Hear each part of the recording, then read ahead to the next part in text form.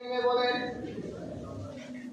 ইয়া আইয়ুহাল্লাযীনা আমানু ইন্নামাল খামরু ওয়াল মাইসিরু ওয়াল আনসাবু ওয়াল আযলামু রিজসুম মিন আমালিশ শাইতান ফাজতানিবুহু লাআল্লাকুম তুফলিহুন।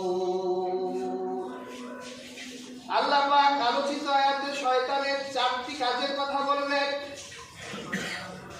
আল্লাহ পাক বলে, হে ঈমানদারেরা, নিশ্চয় মদ, জুয়া, ভাগ্য নির্ধারণী তীর আর প্রতিমা এগুলো থেকে তোমরা নিজেদেরকে বিরত রাখো, কারণ এই চারটা কাজ হলো শয়তানের কাজ।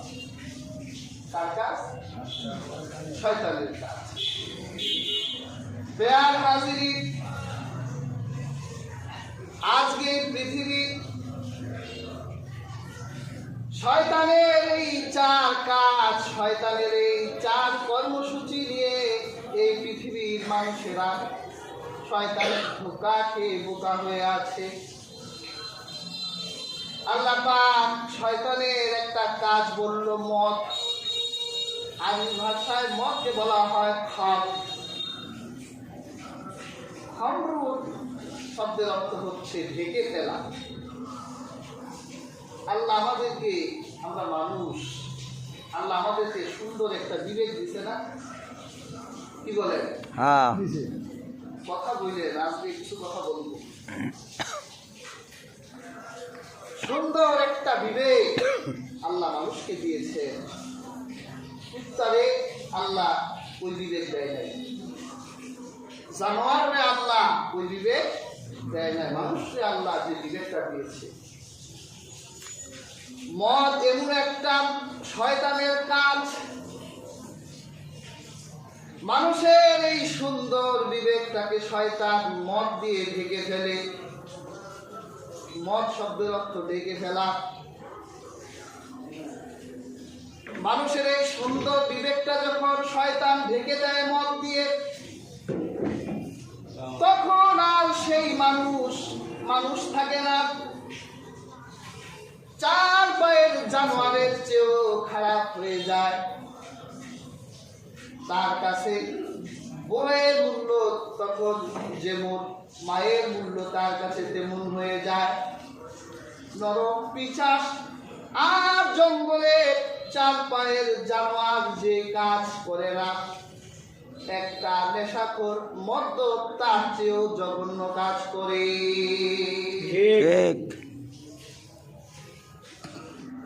হাদিস শরীফে মদকে বলা হয়েছে এটা সব পাপের মা। পৃথিবীতে সন্তান জন্ম নেয় কি দিয়ে? মা দিয়ে জন্ম নেয়। এই পৃথিবীর পাপের মা বলা হয়েছে মদকে। আল্লাহর হাবিবের জলিল কদর সাহাবী হযরত ওসমান, তিনি একদিন মজলিসে বসে আছেন, ওয়াজ করছেন। হযরত ওসমান রাদিয়াল্লাহু তাআলা আনহু তিনি বললেন, ইজতানিবুল খাম ফাইন্নাহা উম্মুল খাবাইস, তোমরা মদ থেকে, নেশা থেকে বিরত থাকো, কারণ এটা হলো সব পাপের মা। এক্সাম্পল দিলে, এক দুষ্ট দুরাচারী এক মহিলা, সে এক আবেগ দরবেশকে ভালোবাসত। ফাঁদি আছে, একদিন যদি নিরিবিলি ঘরে দরবেশে পাইতাম, কতই না ভালো। দরবেশের কাছে দাসী পাঠানো হলো, আমাদের অমুক মহিলা আপনার কাছে মাসআলা জানতে চায়, আপনাকে কিছু প্রশ্ন করতে চায়, আসে। ওই দরবেশ আল্লাহ ভক্ত ইবাদত গুজারি ব্যক্তি মাসআলার উত্তর দেওয়ার জন্য দাসীর সাথে সে মহিলার বাড়ি এলেন। মহিলা ঘরের কবাট বন্ধ করে দিলেন। টেবিলের দিকে ইশারা করে সে আবেগ দরবেশ বান্দাকে দেখায়, বলছে এই যে দেখো টেবিলের ভিতরে মদ, আর ফুটন্ত ফুলের মতো একটা নিষ্পাপ বালক, আর আমি তোমার তিনটার ভিতরে যে একটা পাপ করতেই হবে আজ, হয় আমার সাথে ফিজিক্যাল রিলেশন করো, নতবা মদ খাও, আর তা না হলে এই ফুটন্ত গোলাপের মতো বাচ্চাটিকে হত্যা করো। তুমি তিনটার যে কোনো একটা পাপ যতক্ষণ না করবা ততক্ষণ পর্যন্ত তোমার জন্য দরজা খোলা হবে না।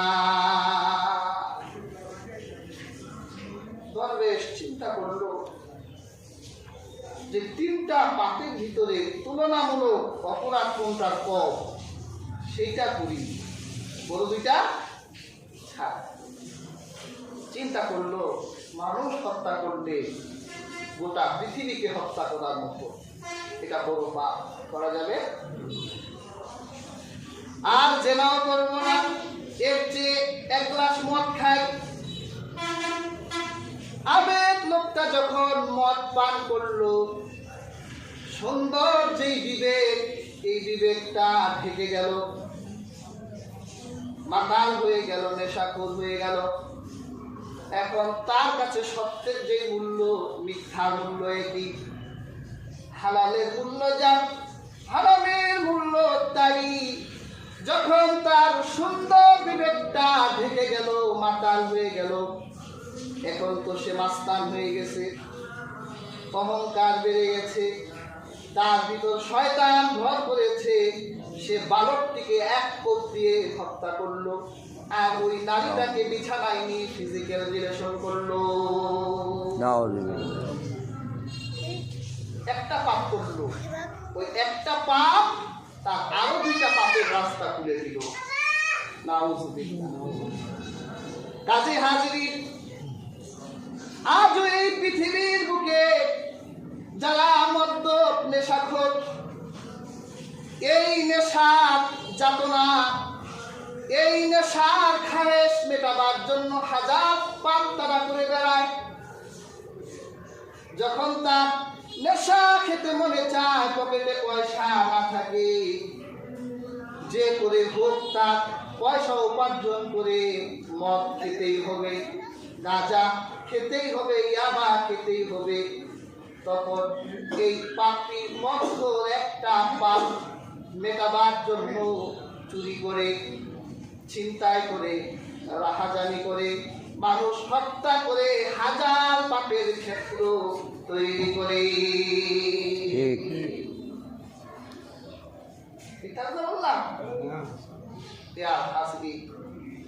তখন 100 টাকা দিয়েও মানুষ হত্যা করা যায়। হাতে পিস্তল তুলে দেয়, যাও অমুক লোককে হত্যা করো, তোমাকে 5000 টাকা দিব। ওই নেশা খাদেশ পেটাবার জন্য 5000 টাকা বিনিময়ে মানুষ হত্যা করে বেড়ায়। আর মনে রাখবে, যার ঘরে একটা নেশাখোর আছে তার ঘরটা জাহান্নাম হয়ে যায়। ওই নেশাখোর সন্তান নেশার খায়েশ মেটাবার জন্য মায়ের কাছ থেকে টাকা নেয়, মা টাকা দিতে অস্বীকৃতি জানালে মায়ের সাথে খারাপ ব্যবহার করে, বাবার সাথে খারাপ ব্যবহার করে, অজান্তে ঘরের টাকা চুরি করে, বাবা মার কথা শুনে না।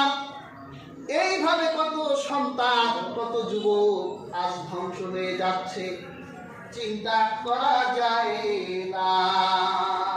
ঠিক, বাবার কথা শুনে না, মায়ের কথা শুনে না, এভাবে যুবকগুলো আজ ধ্বংস হয়ে যাচ্ছে।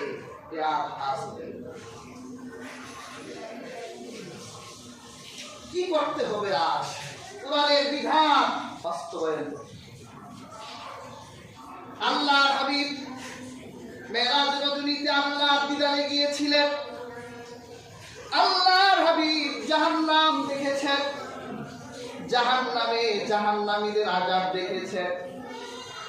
আল্লাহর হাবিব রাসূলুল্লাহ সাল্লাল্লাহু আলাইহি ওয়াসাল্লাম বলেছেন, আমি জাহান্নামের ভিতরে এক শ্রেণীর জাহান্নামীকে দেখলাম, ওরা ক্ষুধার যাতনায় খাবার চায়, আর সেই ক্ষুধার্ত জাহান্নামীদেরকে জাহান্নামের পচা রক্ত আর পুঁজ খেতে দেয়।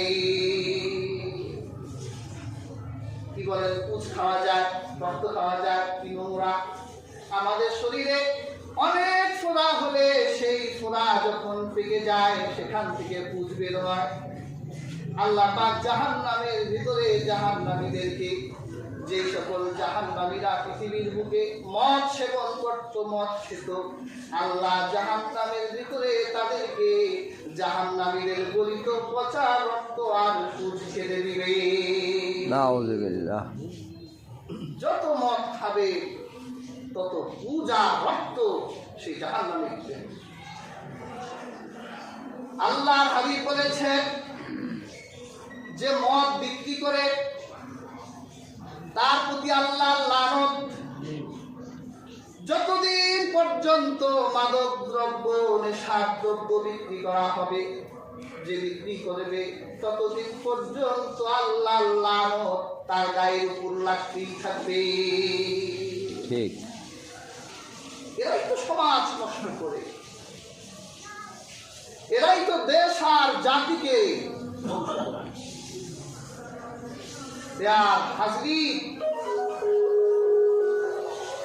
রাহমাতুল লিল আলামিন যে যুগে এই পৃথিবীতে এসেছিল, সেই যুগের মানুষগুলো খুব মজাচারী ছিল, মনের আসক্ত তাদের ছিল।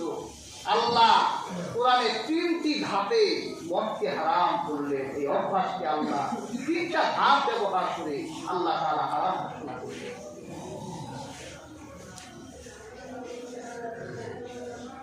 প্রিয় হাজরিন, আজ হক কথা বলতেই হয়।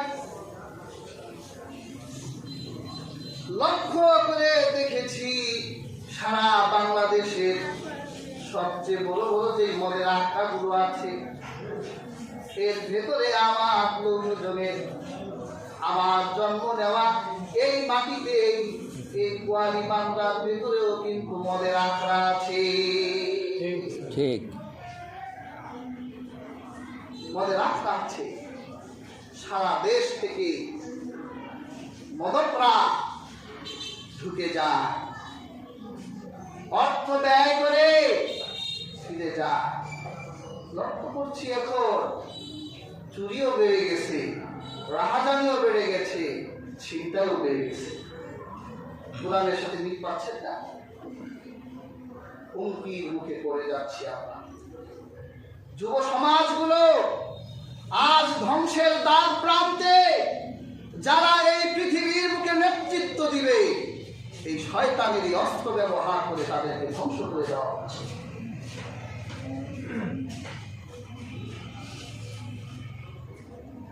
হাজরিন, আরো পরিতাপ আর দুঃখের সাথে বলতে হয়, আমরা প্রশাসনের ব্যর্থতাও দেখছি। ঘুষ খায়, পয়সা খেয়ে চুপ হয়ে আছে। যুব সমাজের কল্যাণের চিন্তা তারা করে না। যদি দেশ আর দেশের চিন্তা তারা করতই, তাহলে 24 ঘন্টার আলটিমেটাম দিত। 24 ঘন্টা সময়ের ভিতরে যত মাদক কারবারি আছো, তোমাদের মাদক দ্রব্যগুলো একত্রিত করো, আগুন দিয়ে তারা জ্বালায় দিতে পারত। কিন্তু আগুন দিয়ে জ্বালায় না। প্রত্যেক মদে তাদেরও ভ্যাট আছে, তাদের কাছেও পয়সা ঢুকে।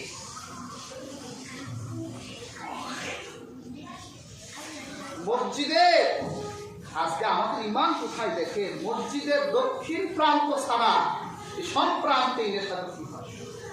এক নেশাখোরকে আমার নিজের চোখে দেখেছি, পুলিশ ধরছে, নেশা কোটলা মসজিদের ছাদের উপর ছুড়ে মেরেছে।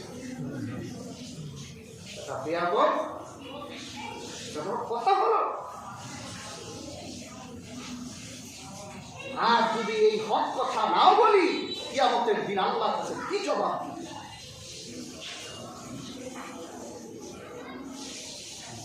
বাঁধের মদকের কারবারি যারা করছে বিশ্বাস করে জাহান্নামের কাজ হচ্ছে এগুলো, এর পয়সা হারাম। আল্লাহ রাসূল বলেছে যার পেটে এক লোকমা পরিমাণ হারাম ঢুকলো 40 দিন পর্যন্ত তার ইবাদত কবুল হবে না। ওই অবস্থায় মারা গেলে, যার রক্তে হারাম আছে, ওই অবস্থায় মারা গেলে তার জন্য জাহান্নাম অবধারিত।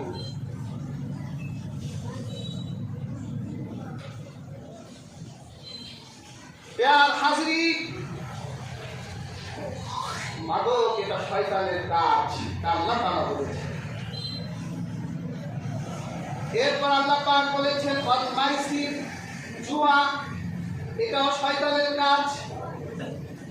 মনে রাখবে মদ যেখানে সেখানে জুয়াও হয়, আবার জুয়া যেখানে সেখানে মদও আছে। আল্লাহ রাসূল সাল্লাল্লাহু আলাইহি ওয়াসাল্লাম ইরশাদ করেছেন, যে ব্যক্তি জুয়ার আসরে অংশগ্রহণ করলো সে যেন শুয়োরের রক্তে হাত রঞ্জিত করলো। শুয়োর প্রাণীটা হালাল না হারাম প্রাণী? নাপাক প্রাণী, হারাম। আল্লাহর হাবিব বলেছেন যে জুয়ার আসরে ঢুকলো সে যেন শুয়োরের রক্তে হাত রঞ্জিত করলো। প্যার হাজরিন, জুয়ার পয়সাও হারাম। এই জুয়াও সমাজে শান্তি আনে না। আপনারা হয়তো বুঝে গেছেন 2021 সালে একজন প্রকৌশলী, তার নাম ছিল রাকিব। এই রাকিবের ফ্ল্যাট থেকে 3টা লাশ বের হলো, বাংলাদেশের নিউজ। একজন ভদ্র মহিলার লাশ, আরেকটা মেয়ের লাশ, আরেকটা ছেলের লাশ। পুলিশ তদন্ত করে ব্রাহ্মণবাড়িয়া থেকে শিক্ষিত প্রকৌশলী রাকিবকে যখন আটক করলো, তার জবানিতে সে নিজেই বলেছে সে জুয়ায় আসক্ত ছিল। মানুষের কাছ থেকে কোটি কোটি টাকা ধার নিয়ে সব হেরে গেছে। মানসিক এক যন্ত্রণা তার ভিতর। বাড়ি আসলে বউ বাচ্চাদের কাছেও সে দাম পায় না। অবশেষে পশুর মতো সিদ্ধান্ত নিল, ঘুমন্ত স্ত্রীর মাথায় লোহা দিয়ে বাড়ি দিয়ে হত্যা করলো। নিজের আপন মেয়ের ঘরে ঢুকে, 6 বছরের মেয়ে আপন মেয়ের ঘরে ঢুকে গলায় রশি দিয়া ফাঁস লাগাইয়া মেরে হত্যা করলো। এরপর নিজের আপন ছেলের কাছে যখন গেল, তার নিজের জবানিতে তার ছেলেটা তখন জেগে গিয়েছিল। বাবাকে ডেকে বলল, আব্বা আপনি কি আমাকে মেরে ফেলবেন? তখন রাকিব প্রকৌশলী বলেছিল, হ্যাঁ বাবা, আমরা সবাই মরে যাব। এই পৃথিবীতে আমাদের বেঁচে থাকার কোনো অধিকার নাই। সে নিজে কান্না করে দিয়েছে যে আমার ছেলেটারও আমি মেরে ফেললাম। বাঁচার জন্য নোয়াখালী ব্রাহ্মণবাড়িয়া এলাকা দিয়ে পাগলের মতো ঘুরত। পুলিশ ধরছে প্যার হাজরিন। দেখে একটা জুয়ার কারণে তার কোটি কোটি টাকা ঋণ হলো। নিজের পরিবার ধ্বংস হয়ে নিজে আত্মগতি দিতে চেয়েছে। জুয়া খুব খারাপ একটা শয়তানের কাজ। আজকে আমাদের সন্তানগুলো মোবাইলে জুয়ায় আসক্ত।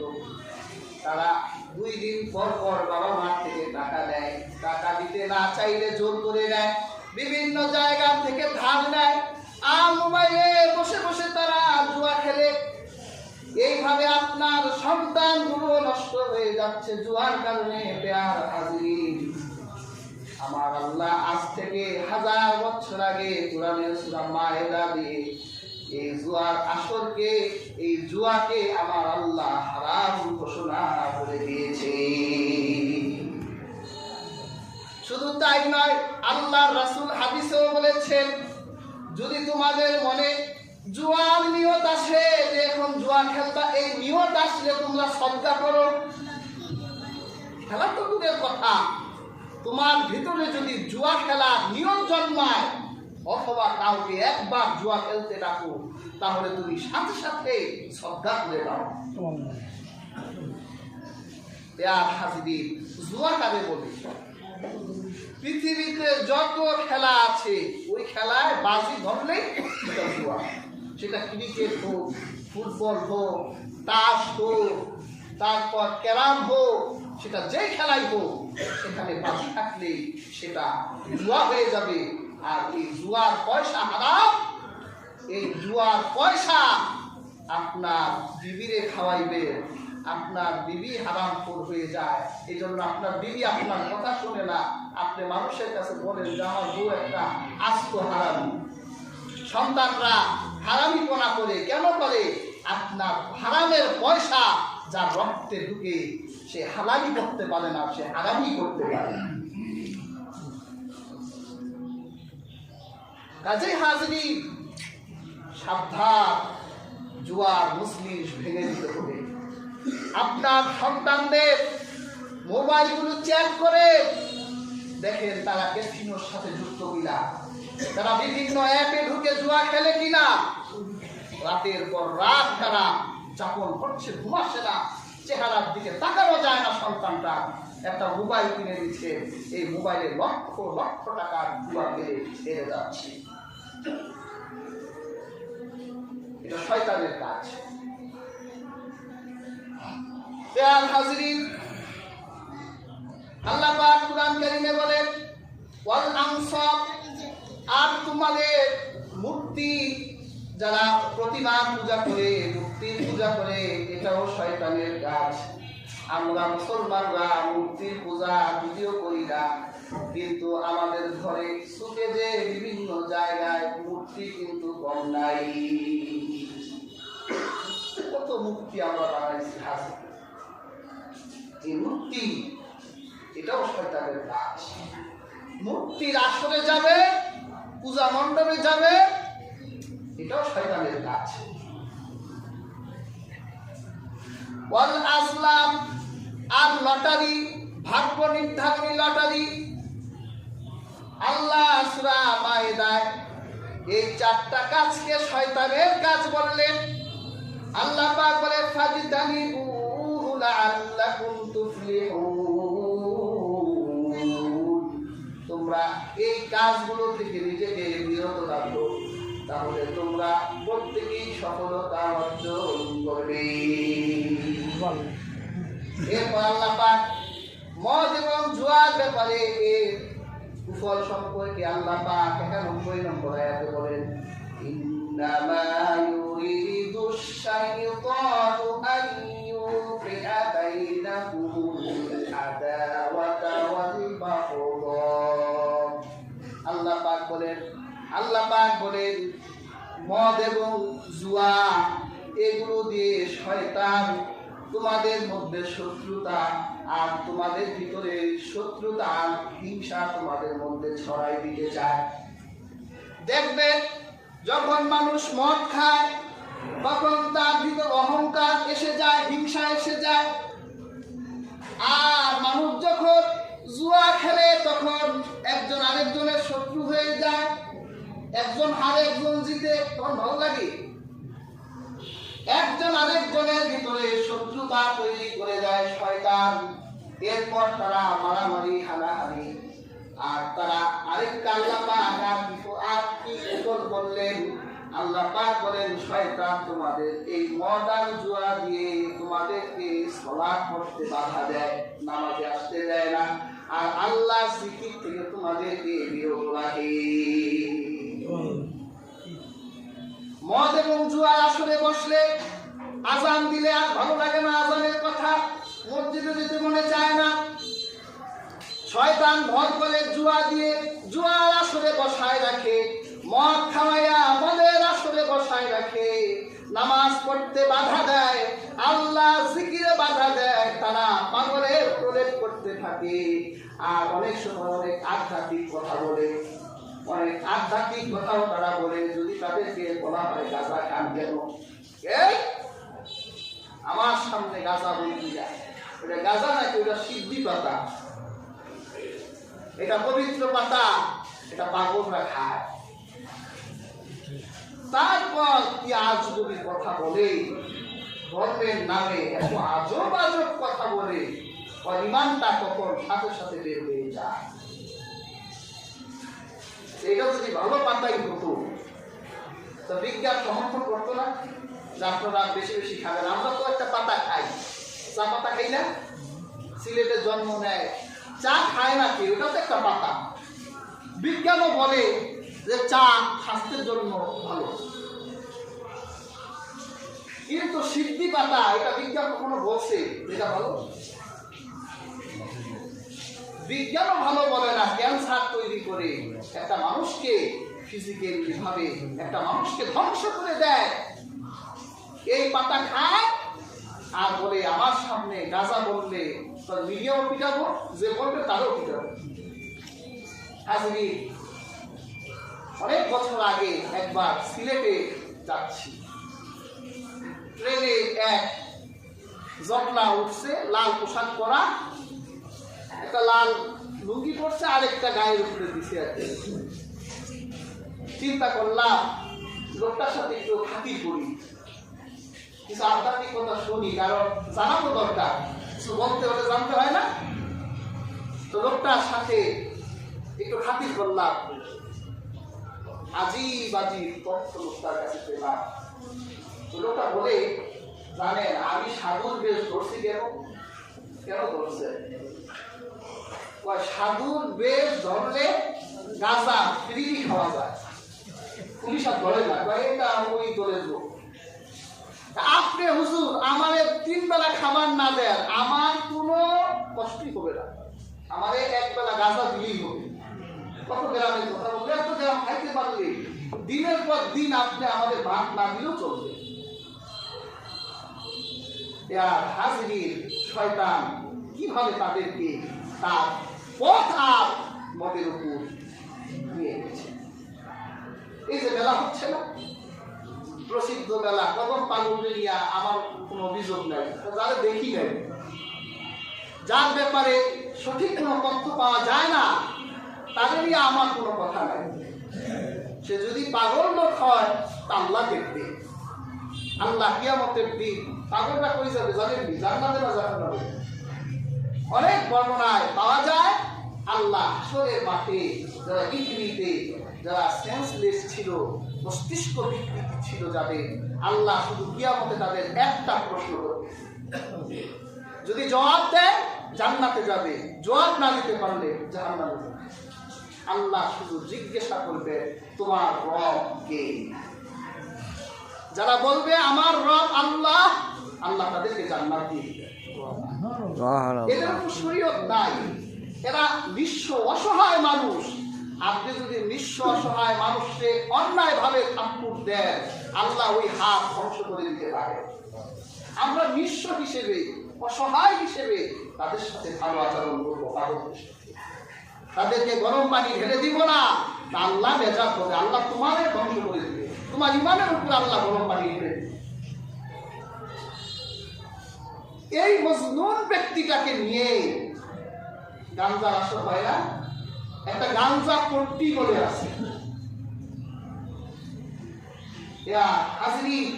এই যে অন্যায়গুলো হচ্ছে, এর জবাবদিহিতা করতে হবে কি হবে না?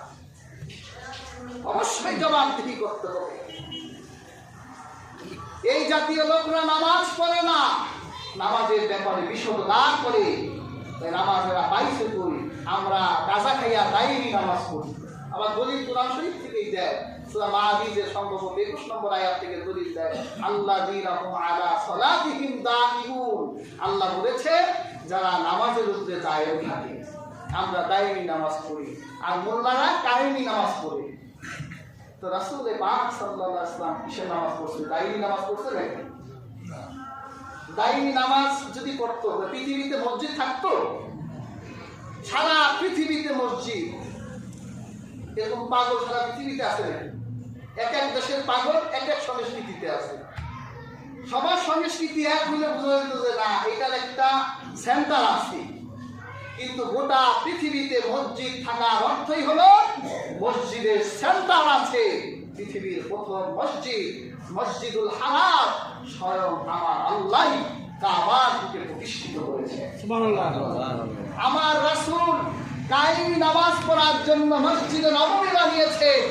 এর থেকে বোঝা যায় নামাজ কায়েমি করতে হবে। আপনারা যে দায়িত্বের কথা বলেন, এটা যদি জিকির আজকার হয় আমরা এটা মানি যে একজন মানুষ সবসময় জিকির আসগারের আলোতে থাকবে, পাক পবিত্র হয়ে থাকবে, একটা মুমিন আল্লাহর স্মরণে ডুবে থাকবে, সমস্যা নাই। কিন্তু আপনি যদি দায়ীর নামে ওই নামাজ পড়েন, এই নামাজ অস্বীকার করে, আপনি অনেক আগেই কাফের হয়ে গেছেন। আজকে হাজির মনে রাখতেন সূরাতুল মাইদার এই আলোচিত আয়াত থেকে বোঝা যায় এই পৃথিবীতে শয়তানেরও কর্মসূচি আছে, শয়তানের কাজও আছে। আল্লাহ সূরা মাইদায় শয়তানের 4টা কাজের কথা বলল। 1 নম্বর কাজ, শয়তান মানুষকে মদখোর বানিয়ে দিবে, শয়তান মানুষকে জুয়ারি বানাই দিবে, শয়তান মানুষকে প্রতিমা পূজারী বানাই দিবে, শয়তান মানুষকে ভাগ্য নির্ধারণী তীরে মুখাপেক্ষী করবে, গণকের কাছে দৌড়াবে, জ্যোতিষীর কাছে দৌড়াবে। আল্লাহ যে তাকদীর দিয়েছেন এই তাকদীরকে তারা অস্বীকার করবে। আল্লাহ তাআলা আমাদের প্রত্যেককে আলোচিত আয়াত থেকে শিক্ষা গ্রহণ করার তৌফিক দান করুন। প্রিয় হাজিরিন, কখনো নেশা খাওয়া যাবে না। শরীরে এক লোকমা হারাম ঢুকলে 40 দিন ইবাদত কবুল হয় না। তওবা করে ফেলো। নেশা খাবো না, নেশা বিক্রিও করবো না, জুয়া খেলবো না, কাউকে জুয়ার জন্য ডাকবো না, তাকদীরকে বিশ্বাস করবো, হিন্দুদের প্রতিমা পূজায় যাব না। আল্লাহ তাআলা আমাদের প্রত্যেককে তৌফিক দান করুন।